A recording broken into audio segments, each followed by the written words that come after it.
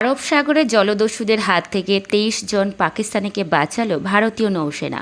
তারা একটি ইরানিয়ান ভেসেলে ছিলেন, কিন্তু সেটি হাইজ্যাক করে নিয়েছিল সোমালিয়ার জলদস্যুরা।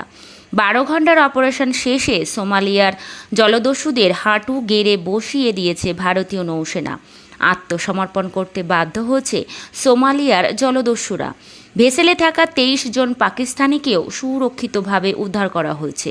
আপাতত ওই ভেসেলের সব কিছু খতিয়ে দেখা হচ্ছে, যাতে সুরক্ষিত জায়গায় ফিরে গিয়ে নতুন করে নিজের কাজ শুরু করতে পারে, যে ভেসেলটি মাছ ধরার কাজের জন্য ব্যবহৃত হয়ে থাকে। ভারতীয় নৌসেনার তরফে জানানো হয়েছে, বৃহস্পতিবার সন্ধ্যা রাতের দিকে খবর মেলে যে ইয়েমেনের সোকোত্রার দক্ষিণ পশ্চিম ৯০ নটিক্যাল মাইল দূরে ইরানিয়ান ভেসেল আলকাম্বারকে সম্ভবত হাইজ্যাক করে নেওয়া হয়েছে। ওই ভেসেলের ৯ জন সশস্ত্র জলদস্যু উঠে পড়েছে বলে খবর আসে। সেই মতো আরব সাগরে মোতায়েন থাকা ভারতীয় নৌসেনা দুটি